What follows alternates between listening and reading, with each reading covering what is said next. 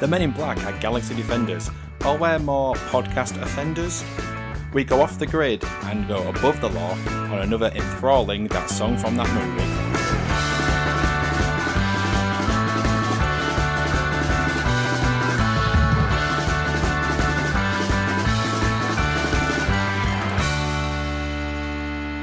Bonjour.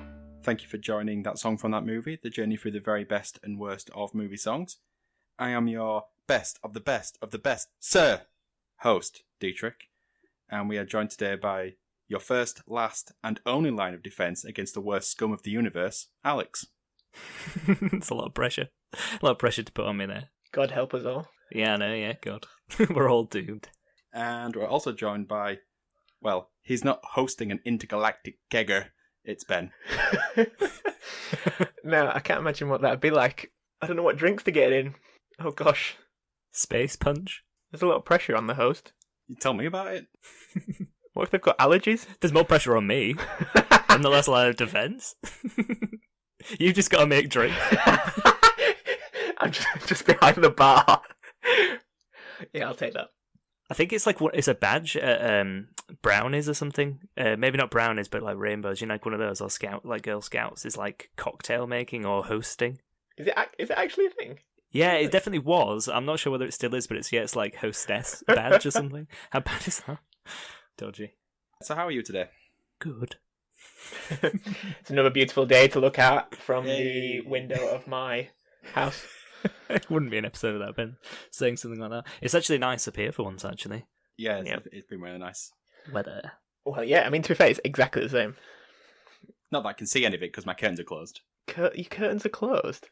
Yes, because there was somebody doing some gardening with a strimmer. So I tried to muffle the sound. I've closed the curtains. Oh, that's what you meant by strimmer. I did not know what you were on about before. In my head, it was like an electric planer, you know, one of those things that like trims wood and like it comes off with like all the little curls. I thought that's what. Are they not called strimmers? Am I being stupid? They might. No, they are called strimmers. Yeah, like a. I would have called it a hedge trimmer, like a trimmer. Wait. It depends what we're on about. The thing that you cut the edge of the grass. Yes, that. Yes. See. Or like a whacker, like a weed whacker. What? no, it's just a strimmer. It's like you hold it in like two hands and you kind of go back and forth. Yeah, I've got one of those. And a little bit of plastic string sort of spins around really quickly. I do have one, but I refer to it as the whacker. Alex, what did you used to call your remote control? A clicker? A clicker. Someone used to call it a doofer. No, we didn't call it that. Not me. We called it a chopper. A chopper? Just the controller. Used it to chop and change between channels. Ooh. Madness, pure madness. Oh, there's, yeah. I was having a good day until this. Setting the tone for the rest of the podcast. Okay, so today's episode is Men in Black by Will Smith, which is surprisingly from the movie Men in Black, which surprisingly stars Will Smith. Keep those facts coming, D. That's about the level I've got in my notes. They wore black suits. Start strong. So I'll take you back to the summer of 1997. The song was released in June, the movie in July, right in the middle of summer. One hit wonder, Hanson reached the top of the charts in the UK with Bop. Dat bop doo bop. I mean, it's a tune. It is, yeah. I couldn't imagine just sitting in the writing room and just writing that song, that chorus. Part of my notes, it wasn't written as a chorus. It was supposed to be the backing vocals for another song's verses, but when they were recording it, got stuck in their head so much they decided to take it out of that song and make it the chorus and work backwards and write the rest of the song around it. Well, there you go. That does make perfect sense when you think about it. It does sound like backing vocals. Yeah, and there's no way you can start with that as like the idea. Yeah, so it does make sense that it came from another song like that. Does it make you feel summery when you think of the song? Yes, sort of. A questionable summertime. I think maybe it makes me feel old. Well, I bet Hanson feel old. They probably are. I just imagine they hadn't aged. Well, yeah, I don't know. Were they like 11 when they released that song? One of them was. Yeah, the youngest was like really young, but like I think the older brother was like late teens, maybe, was he? He looked a lot older. He looked a bit like Chad Kroeger in my head, you know, from Nickelback. Maybe it was. Maybe. I think that would have been like more noteworthy if it was, though. That would have been one of those facts, like Big Mo on EastEnders being Gary Oldman's sister. Yes. What? How are those facts comparable? What a weird pull out of the brain. It's not the facts themselves are similar. It's the fact that everyone knows them and everyone thinks it's obscure. Like an obscure fact. It's just that was at the front of your brain. That's what I mean, to pick out of all the facts. It's true. Yeah, sure. I understand exactly what you mean, D. Gary Oldman's younger than Gary Newman. Oh, that was a good one. I like that. Right, I digress. So, in sports news, one of the most controversial, one of the most notorious boxing matches of all time occurred. So it was the rematch between the heavyweight champion Evander Holyfield and the challenger Mike Tyson. So this is the match where Tyson gave a big old chomp on, well, actually both of Holyfield's ears. And eventually the match was thrown out. For good reason. Like I said, eventually.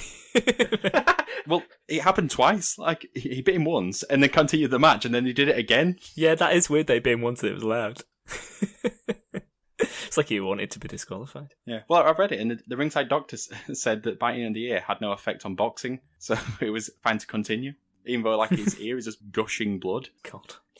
That's quite fitting, isn't it, though, since there's, in the news this week, there's talk of Tyson and Holyfield having a third bout. Was it Tyson and Tyson Fury, like Mike Tyson, Tyson Fury at first? Has that just been completely thrown out now? That was definitely talk of that, like, as a charity boxing match. Mike Tyson needs some money. So for this match, Tyson was given a $3 million fine and had his boxing license revoked. But it was later reinstated on appeal. Come on. Just put this context of the fine into how much money the entire bout made. Bout, just from pay-per-view buys, made $150 million. So the fine was chump change. Yeah, he could afford to bite someone's ear off. Yeah, and obviously, his first match after having his license reinstated covered that fine and then some. I would imagine, based on the figure that you just mentioned before. Yeah, quite easily. So essentially, there was no repercussions for this. Terrible. And yeah, I've got now some sad news. The final ever episode of Lois and Clark, The New Adventures of Superman aired in America. No. That was a good show. I remember liking it as a child, but I don't know if that's just because it was Superman on TV or whether or not it was actually a good show. I do not want to go back to it. I can't say I've ever had the urge. Yeah, I always remember the intro was really cool because it had did it have like a version of the John Williams Superman theme over it? It was a really cool theme. I just remember watching it and it had the sort of the billowing S symbol. I think that's the only thing I remember about the show. I can't remember the music. Yeah, I can't either. I feel like I definitely must have watched the show after it had already finished airing. If it stopped airing in 97. Well, that's when it aired in America. Yeah. Oh, okay. It was definitely on Saturday nights in the UK on ITV. Yeah. Yes, it was Saturday nights because I was always at my grandma's watching it. Yeah, I was at the caravan.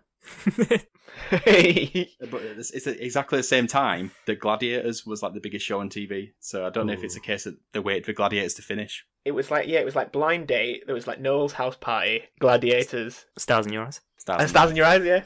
Come on. I was so confused how quickly they came out of that smoke when I was a kid.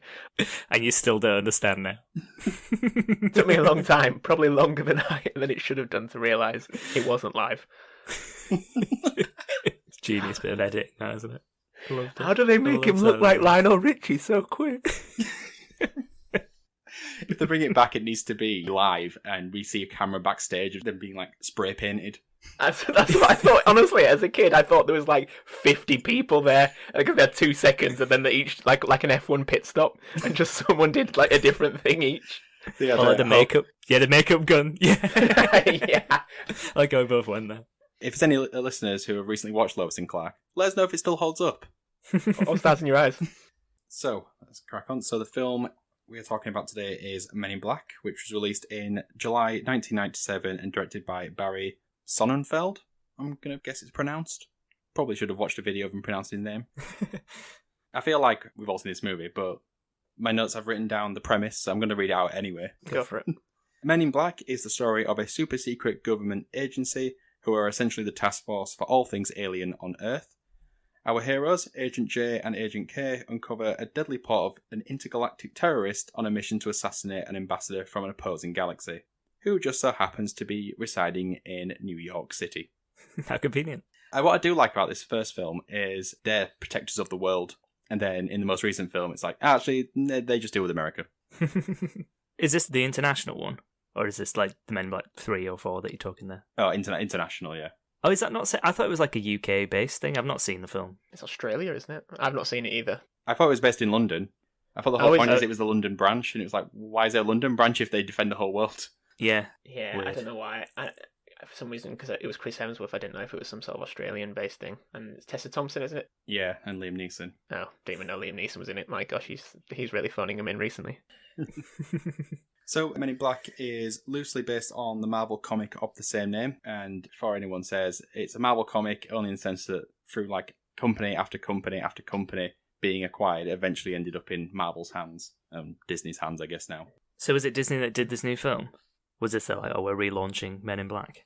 I think it was under Sony, like similar to how Sony have the Spider-Man. rights to Spider-Man, but Spider-Man's a Disney-owned character. I just assume every film that is ever released in the cinema now is Disney. You wouldn't be far off. No. I bet it's it's probably like 60% at least. It's probably over half. I mean, in fairness to Disney, I don't think they've released any movies in the past 2 months.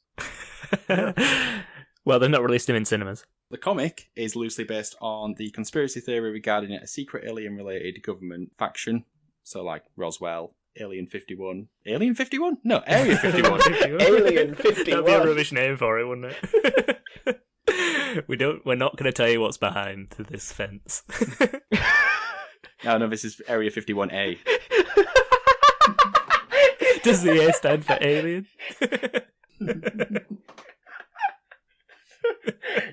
Okay, so to me, this the Men in Black, the movie, not the comic or the conspiracy theory. The movie Or is the actual men. Yeah, actually, the men are pretty cool. So I think the movie's near perfect. Like, I don't think there's much that you can say. Like the casting, like obviously the chemistry between Will Smith and Tommy Lee Jones, the story, just everything about it. To me, just everything clicks into place. I assume you guys have seen it. So what do you think? Well, I watched it yesterday, and I can say it's not perfect because there's one little thing that gripes me, which is they're in the headquarters and Will Smith is looking at a giant picture of the World's Fair when he thinks where the bug's going. And Tommy Lee Jones is supposed to be typing on a keyboard and he's just sort of like wringing his fingers. He's not pressing them at all, and it was really bothering me. He's just doing this sort of like gesture as if like almost Mr. Burns style. It's really annoying. Other than that, yeah, it's a very good film. That's a very specific gripe you've got there. You said I was being specific with the Big Mo reference. I watched it yesterday. I wasn't watching EastEnders yesterday. My opinions on the film are going to be a lot less specific than Ben's because I did not watch it yesterday. I feel like I've not seen this film from beginning to end since about probably like the year 2000. I've really not seen it in ages.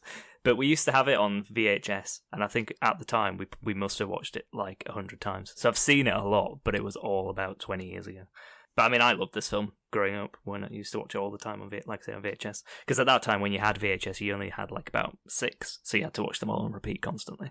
So unless you had like tapings off the TV, which we obviously did, but that aside, I really love this film. I thought it was great. I don't think any of them after it have lived up to it personally, but maybe we'll get to that in a future episode. Maybe we'll get to it in this episode. I don't know, but yeah, I think it's great. Yeah, I don't have anything in my notes about future movies, so if you quickly want to rank them, go for it. Probably goes in number order, doesn't it? It goes. Really? Yeah. Or do you think 3 is better than 2? I think 3 is better than 2. That's the only thing I would swap around. A lot annoys me about 2. I think it's got good bits, but 3, I think I was just fed up with it all. But it didn't seem to detract from when I rewatched it yesterday. I thought it was good when I was a kid. When I rewatched it, I thought, yeah, it's just a really well done blockbuster. Yeah, I was surprised to see that it was a PG. I don't know why that surprised me. Yeah, I was surprised watching it. There was a lot. I swear, there's quite a lot of cursing. Yeah, because I was thinking, why would I have seen this film so many times when I was about 7, 8, that kind of age? And I was like, because it was a PG, which I do think was weird. But I guess like there was less. They tried to make films PG because of the 12 ranking, didn't they? Because it was before it changed to 12A. I don't know what year that was. Whenever the first Spider-Man came out. Yeah, so it was a few years after this film. Yeah, so they really tried to like make it. They tried to pull them down, didn't they, to get bigger audiences. So probably that explains why it is a PG. Yeah, but it does surprise me thinking about what happens in the film that it had that rating. There's a lot of aliens being exploded, but maybe that's okay. Maybe there was no rules about that because it's not like a human. If you can shoot an alien, that That's fine. There's rules that say you can't shoot someone point blank in the face. It's like, but can you shoot an alien? An alien's not someone. There's nothing in the rulebook here. No. Do they? I think they get away with it a lot, but when they shoot something, it usually explodes. So that for some reason is less sort of. It's more comical.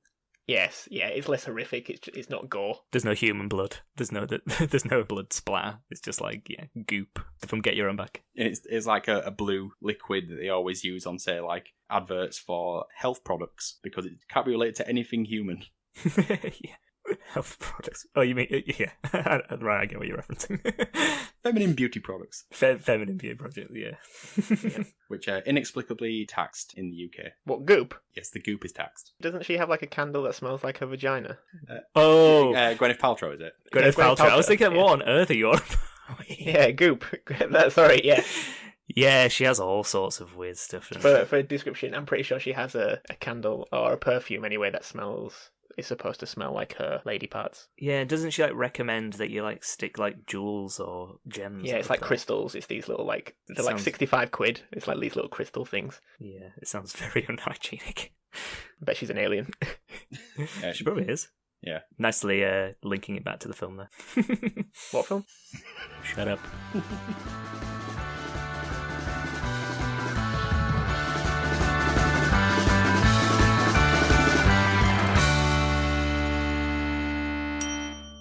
Moving on to the song. The song is called Men in Black by Willard Carroll Smith Jr. and that was released in June 1997.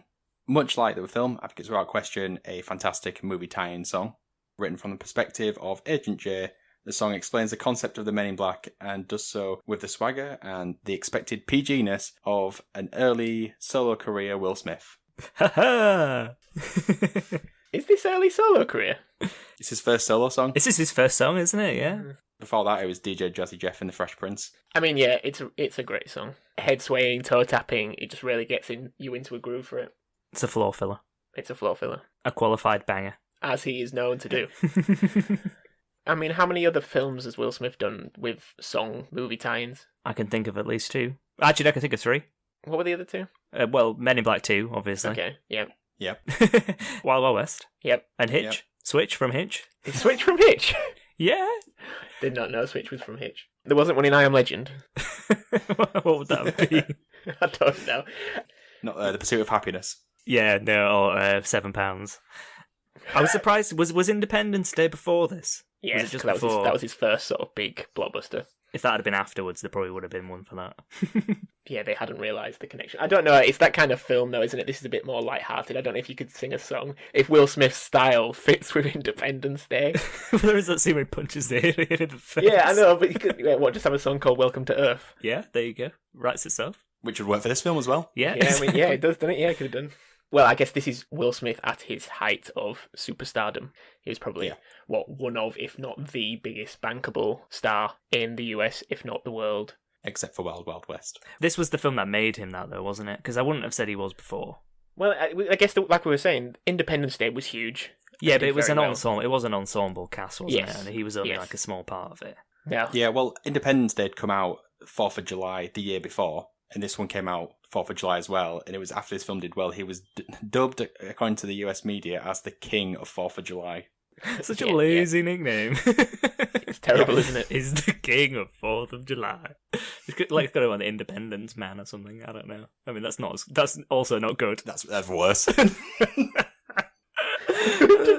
Man. The Independence Man. Because he independently makes films successful. Terrible. Yeah, it's still terrible, yeah. It's always funny with Will Smith. I always feel like a sort of sadness of how his career has gone of late, because I guess there's no such thing, really. Maybe Tom Cruise, that you have tentpole films which are propped up by an actor, a bankable star, whereas now it's all about the title, what franchise is it in, what connection is it, it's the existing property and not who's in it, and more or less stars are made overnight based on the character, whereas these films, you went to see them because who was in it. I mean, you take like Robert Downey Jr., probably one of the biggest paid actors in the world because of Iron Man, goes and makes Dr. Dolittle.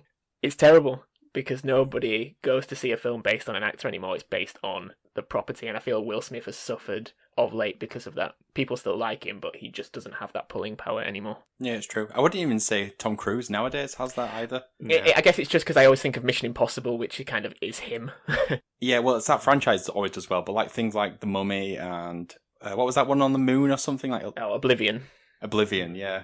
There was a film called Passenger with Chris Pratt and Jennifer Lawrence in it. Yes. Oh, yes. And that was supposed to be like they were trying out again the concept of it being an actor-led film where people would, because it was when they were both in the height of their popularity. And they sort of made that film as a vehicle for those two to drive to see how well it would do. You more see that with TV shows nowadays. Yeah. True. But yeah, at this point, 1997, you've got Will Smith, bankable movie A-lister. He's probably, I'm assuming, multiple platinum selling singles. Big TV star. Yeah, of course. Yeah, sorry, I forgot about that as well. Yeah, he's just everything you could probably want in an individual. And I guess, I won't say he carries the film at all, because I think it's a great concept. Tommy Lee Jones is his brilliant deadpan delivery. Just can never tell if he's enjoying himself or not. I assume he was, because he came back and made others, but he just always looks like he's hating it, because I always remember the story that Tommy Lee Jones refused to ever work with Jim Carrey ever again after... which Batman is it? Batman Forever. Batman Forever, yeah, he said, because he that's the thing, so I always assume Tommy Lee Jones just has no time for humour, whereas this film is very silly. Do you remember the quote Tommy Lee Jones said about Jim Carrey? No. Oh, please go. He said, "I'm sorry, I cannot sanction this buffoonery." I mean, it sounds like a Tommy Lee Jones quote, doesn't it? Not sanction this buffoonery. That's magnificent. My only regret about the song is that Tommy Lee Jones is not in the video.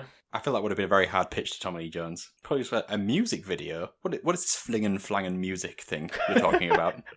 The old sound box? I heard he was really up for it, and then the director of the video said there's a lot of buffoonery going on. He was like, whoa, I'm out. Jim Carrey was doing the motion cap for the Yeah, probably. Probably should go back to my notes.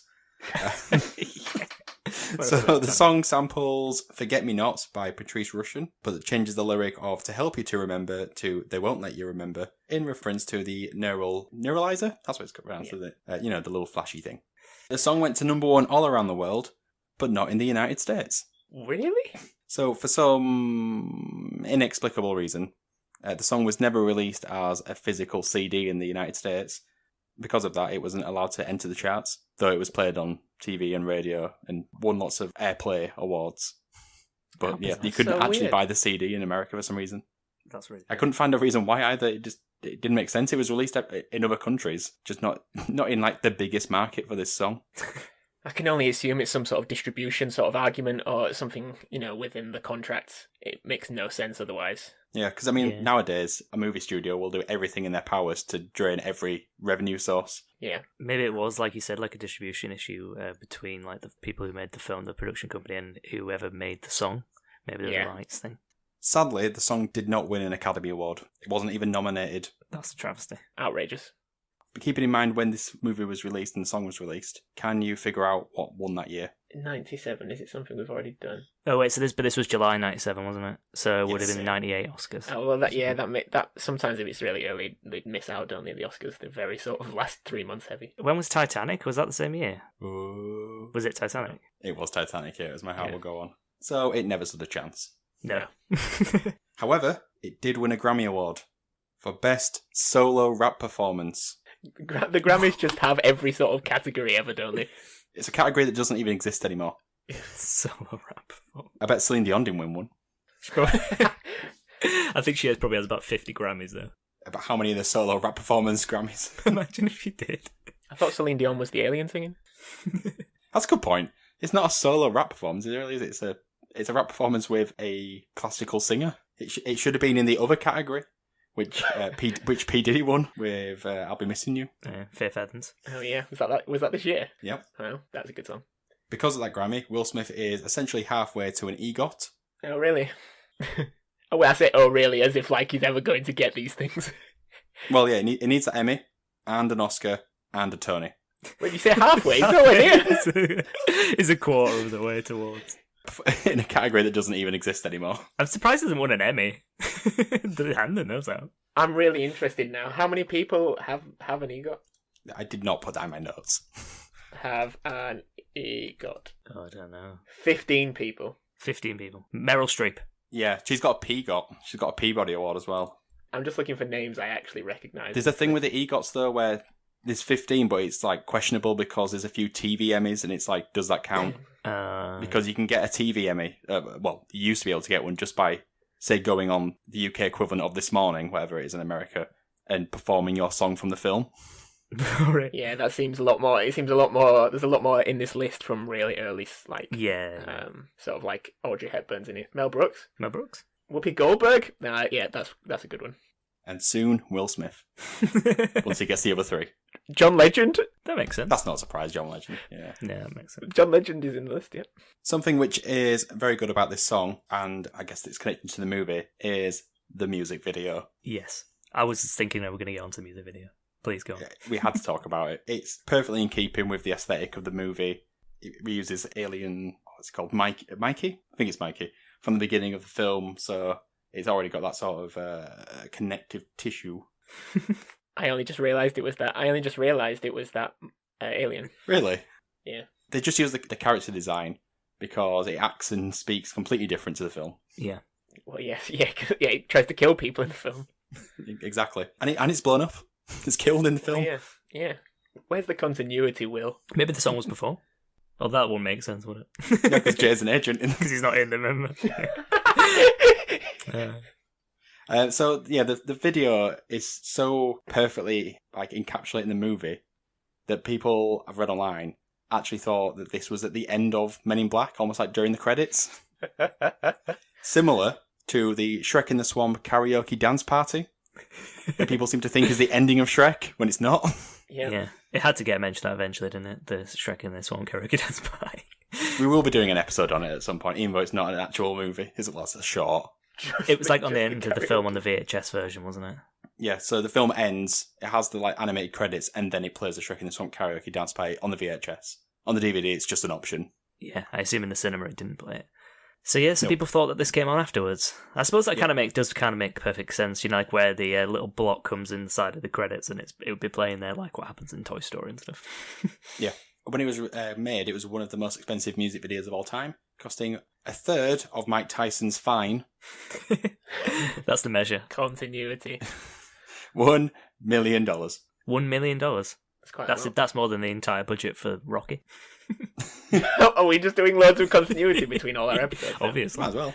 We're creating a world, a podcast world now. Then sort of cinematic universe. Exactly. Yeah, TSF TMCU. Yeah. Oh, I think that's right. Try do that one, dear. Try do that one at the end, dear. I mean, I can't believe I pulled it off that time. I'm not going to try it again. yeah. Just clip on the recording. Yeah, just clip that and put it in again. It is a great music video, though, isn't it? Yeah. It's just absolutely amazing. I've put coordinated group dances were very much like the late 90s, early noise. And I've also put lights on sunglasses. This probably wasn't the first ever time there was lights on sunglasses, but it's got to be up there. It really showed off those Ray-Bans. Yeah, you know what I mean, don't you, when I say lights on sunglasses? Yeah, like the circle of dots. Yeah, the dots. On this, they're actually like lines, I think, like strip lights. But like in X's and stuff, it looks pretty cool. It's funny though, like even though like the lyrics are actually describing a more or less a dance number akin to the Cha-Cha Slide. Never remember doing this at like school discos. Yeah. I always remember various other ones like Cotton Eye Joe or 5, 6, 7. That Hey Baby song by DJ Otzi. I'm just thinking of the Hokey Cokey. I never remember doing this. Oh, the Superman song. Anything by Black Lace. Superman, or Star Trekking by The Firm. It just feels like it's set up for that sort of thing. Yeah, it feels like in fact that's what they were trying to do, to make it like one of those things, because it has that dance routine, doesn't it? Yeah, but I guess some of the instructions are, like for a child at a school disco, make your network. What does that mean? Yeah. Yeah, true. Scream. You don't want loads of kids screaming, do you? Yeah, that's true. Maybe it was a ploy by teachers across the land to ban it because of the scream. Maybe all the teachers were aliens. And they didn't want it to push the propaganda of Men in Black. Now we're getting to the heart. Just like Will Smith's teacher is exactly. in the film. Of all the aliens it brings up on the screen, it brings up his like 4th grade teacher. Is it this film or the next one with Michael Jackson? It's the next one. It's the next one. Okay. I could be Agent M. Another reason why the second one doesn't hit the heights of the first. Also a link. Sylvester Stallone's an alien. He's on the image. Oh yeah. In Rocky. Yeah. That's something just like who's a quite odd looking actor. Sylvester Stallone. Sylvester Stallone. Can we talk about the guy who plays the alien in this film, the main bad guy? Vincent D'Onofrio. It must be one of the greatest performances in cinema history, this.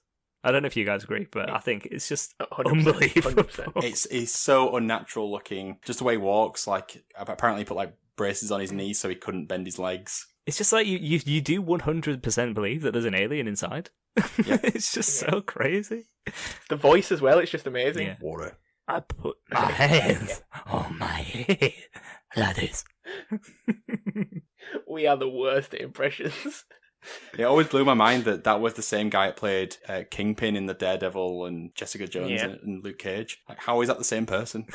I know, he's amazing. Yeah, I think it's definitely one of the most underappreciated performances in the history of cinema. Yeah, just the bit when he's trying to smash open the little jewels in the in the van. Yeah, in the wagon, yeah. So good. Just goes back to me saying this is a near perfect film. Yeah. Obviously, the one problem being Tommy Lee Jones' hands. Yeah, Tommy Lee Jones' typing abilities. So, the movie went under many last-minute changes, alien redesigns and reshoots. So I've got a list of them here. The opening scene of Jay, as in back when he was a New York Police Department officer, that bit was completely reshot. Okay. It was originally filmed at the Lincoln Center, but after they completed filming the scene, the New York Philharmonic asked for money to show the building. Instead of paying, they decided just to reshoot the entire thing at the Guggenheim Museum instead. Probably more expensive. I was going to say, like... I thought that as well, and I've put in like brackets. I'm presuming they checked for money requests first.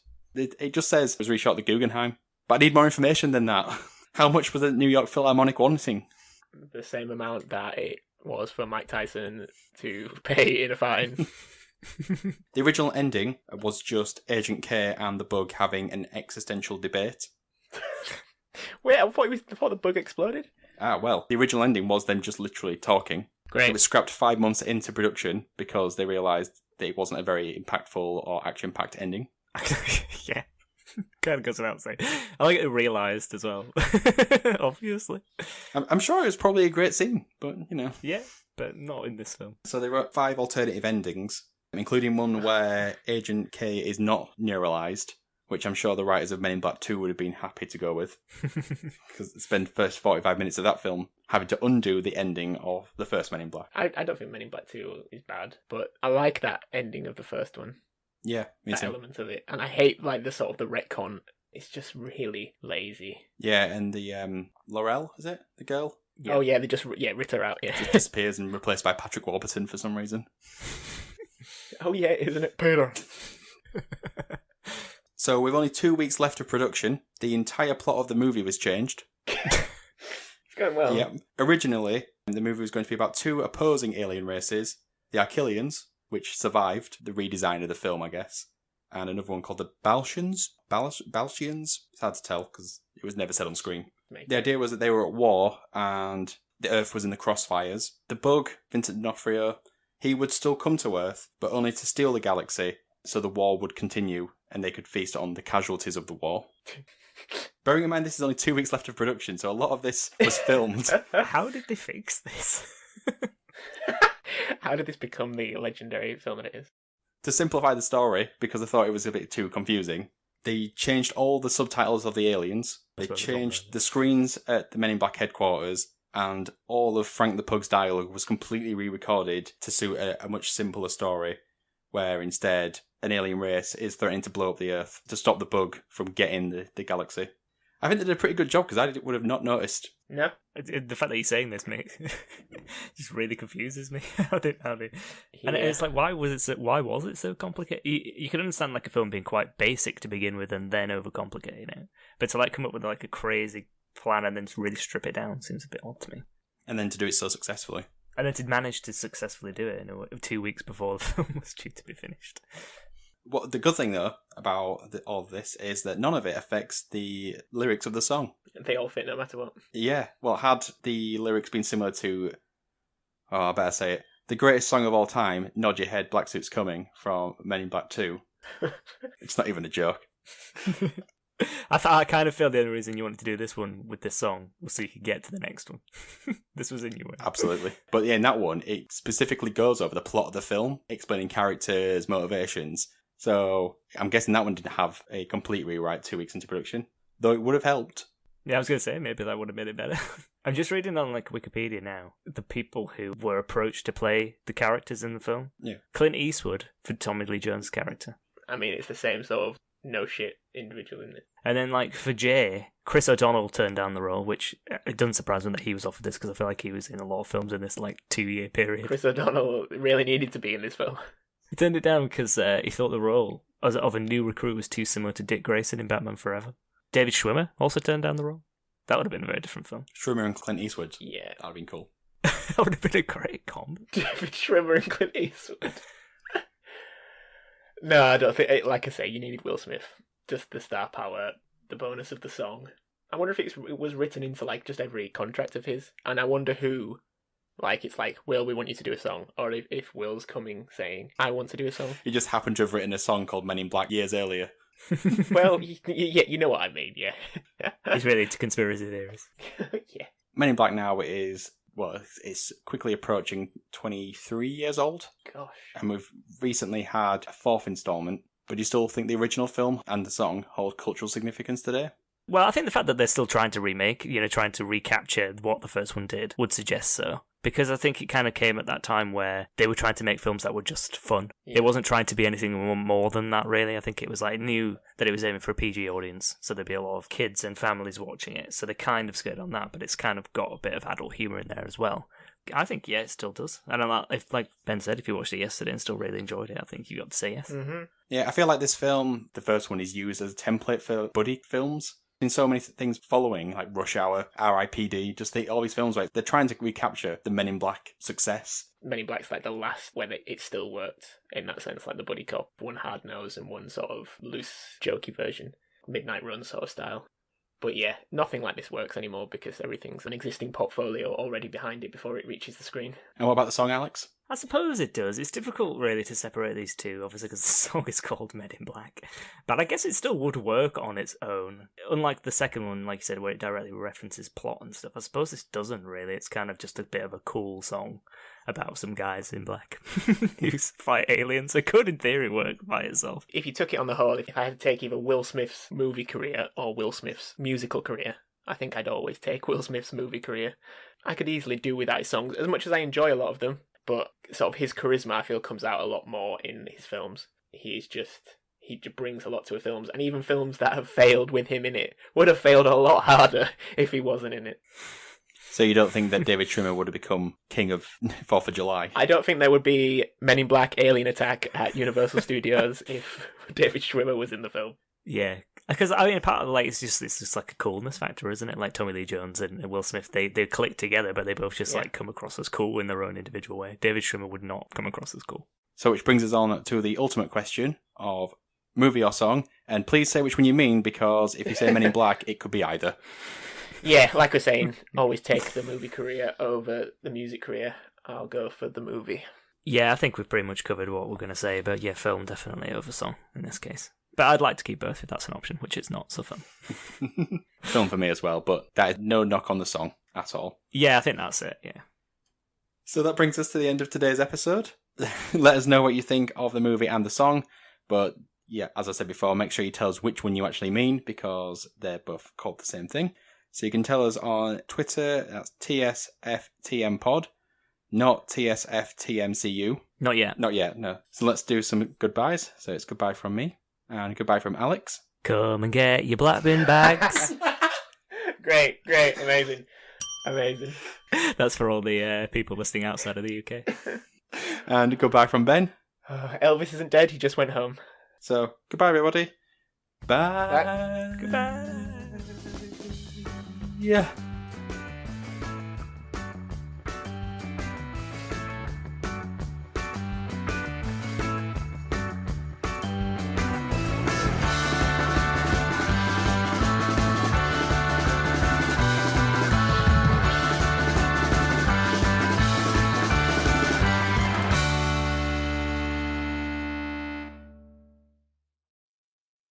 Dean Cain popped up a few times, and he was on that show, the UK show with the skiing, with the celebrity ski. What's it called? The Jump. The Jump. Oh, he was on that. He was on that like a couple of years ago. I was Where like, every celebrity seems to like break something. Yeah, I think they banned it now, haven't they? The show. Yeah, I'm not surprised because it's obviously terrible.